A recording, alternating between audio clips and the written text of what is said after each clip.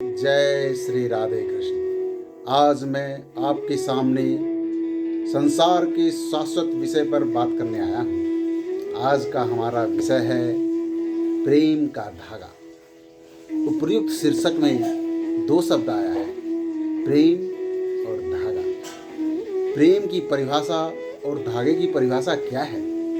दोनों का संबंध किससे है?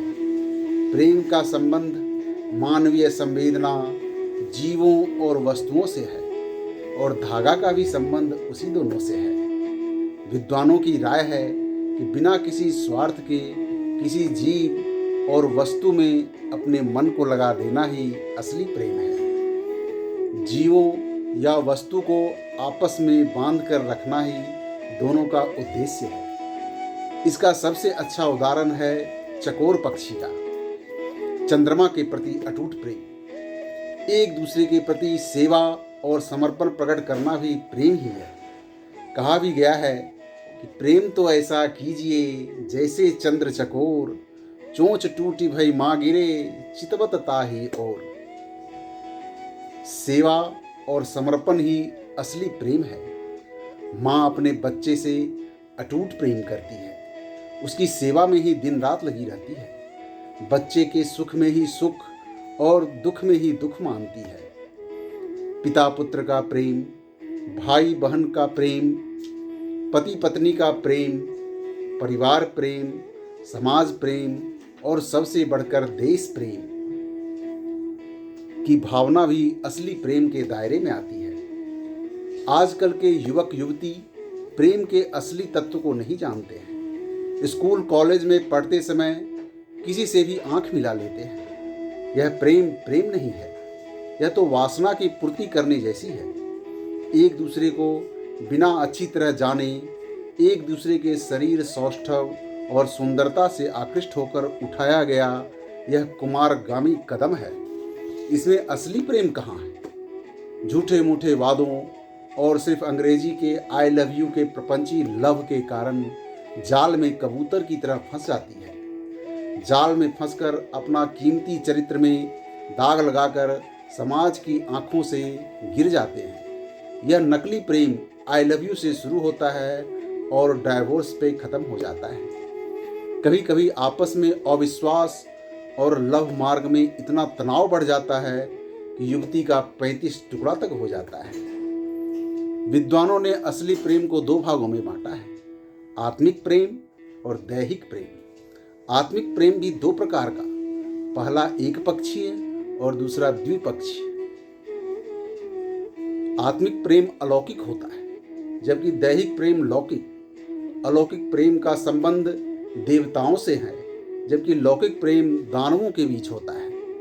सीताराम, शिव पार्वती, राधा कृष्ण का दैहिक, आत्मिक और अलौकिक प्रेम है।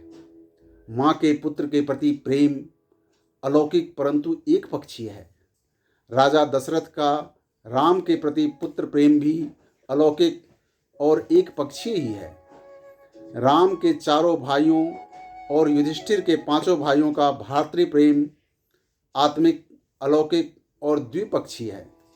राजा धृतराष्ट्र का दुर्योधन के प्रति पुत्र प्रेम मोहजनित, लौकिक और एक पक्षीय है।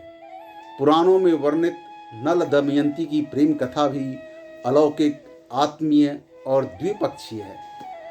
मध्ययुगीन नाटकीय पात्रों में लैला मजनू का प्रेम भी अलौकिक, आत्मिक और द्विपक्षीय है। प्रकृति के प्रति प्रेम एकांगी है जबकि भगवान के प्रति प्रेम अलौकिक है और द्विपक्षीय होता है, क्योंकि गीता में कहा गया है, ये यथायाम प्रपद्यन्ते तांस तथैव भजाम्यहम्। अर्थात जो मुझे जिस भाव से भजता है मैं भी उसे उसी तरह भजता हूँ। भारतीय प्रेम शब्द और अंग्रेजी का लव शब्द में काफ़ी अंतर है। प्रेम में अलौकिकता और आत्मीयता है, वहीं लव शब्द में प्रपंचता का बोध समावेश है। लव शब्द को लव का असर शीघ्र होता है जबकि प्रेम शब्द का असर आत्मीय होने के नाते देरी से होता है, ऐसा विद्वानों का मत है। हिंदी साहित्य के प्रसिद्ध उपन्यासकार प्रेमचंद का नाम के आदि में ही प्रेम शब्द जुड़ा है। जिस प्रेम के प्रभाव ने ही लाखों उपन्यास पाठकों को साहित्य प्रेम के बंधन में जोड़ कर रख दिया। अब धागा की चर्चा करते हैं। रुई से बने धागा भी लोगों को आपस में जोड़ता है, इसलिए इसे प्रेम का धागा कहा गया है।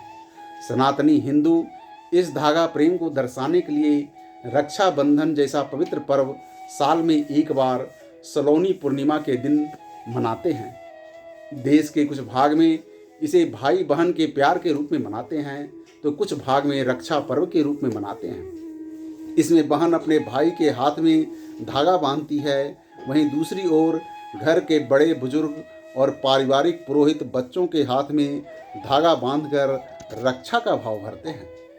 इसे प्रेम का धागा इसलिए कहते हैं क्योंकि यह धागा हम हिंदुओं के लिए जन्म जन्मांतर तक काम आता है। बच्चे के जन्मते ही नाल काटने के बाद उसमें धागा लपेटा जाता है, जिससे घाव जल्दी भर जाता है। कुछ बड़े होने पर बच्चों के हाथ पैर और कमर में काला या लाल धागा बांधा जाता है, जो उन्हें बुरी नज़र से बचाता है। काला या लाल धागा में कोई जंतर मंतर भी तांबे के खोल में डालकर बच्चे की भलाई के लिए गले में पहनाया जाता है। द्विजातियों ब्राह्मण, क्षत्रिय और वैश्य को यज्ञोपवीत संस्कार के बाद गायत्री मंत्र से पवित्र कर 6 सूत का पीला धागा का जनेऊ धारण कराया जाता है, जिससे लड़के धर्म कर्म के योग्य होकर संस्कारवान बनते हैं। किसी के पैर में कोई घाव या किसी तरह की तकलीफ हो जाने पर रविवार के दिन काले धागे बाएं पैर में बांधकर टोटका किया जाता है, जिससे धीरे धीरे पैर का सूजन कम और घाव सूख जाते हैं। सूत के धागे से बने धोती साड़ी शरीर में लपेट कर पहनते हैं, जिससे शरीर का पर्दा होता है और इससे सर्दी गर्मी और बरसात में शरीर की रक्षा होती है। पूजा पाठ के समय धागे में फूल पिरोकर मूर्ति के गले में पहनाया जाता है।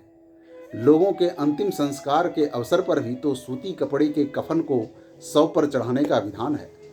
मरणोपरांत श्राद्ध कर्म करते समय या बाद में वार्षिक श्राद्ध, पार्वन, एकोदिष्ट कर्म करते समय पिंड पर सवा बीत का सूत चढ़ाने का विधान है।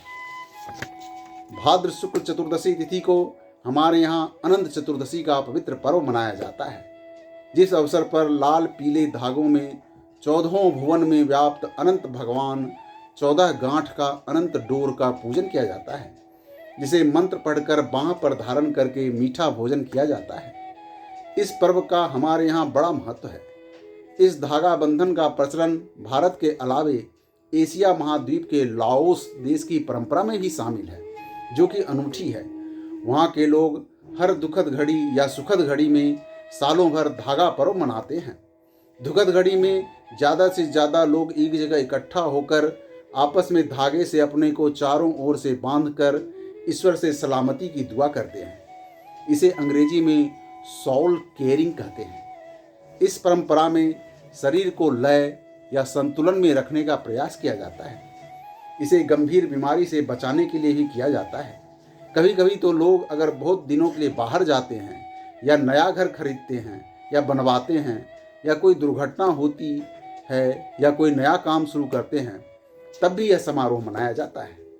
इस उत्सव को मनाने के लिए धागा बांधकर वे लोग आपस में जोड़े रखना चाहते हैं। इस उत्सव को खुशी मनाने की एक अच्छी परंपरा मानी जाती है, ताकि हर कठिन या खुशी के समय आपस में जुड़ी रहे। इस प्रेम संबंध में कोई दरार नहीं आए, इसीलिए तो कहा गया है, रहमन धागा प्रेम का मत तोड़ो चटकाए, टूटे पर जुटे नहीं भले गांठ पड़ जाए। प्रेम के धागे में एक बड़ी विशेषता है कि कपड़े के 2 टुकड़ों को आपस में जोड़कर एक बना देता है। इति शुभम। जय श्री कृष्ण। राधे राधे।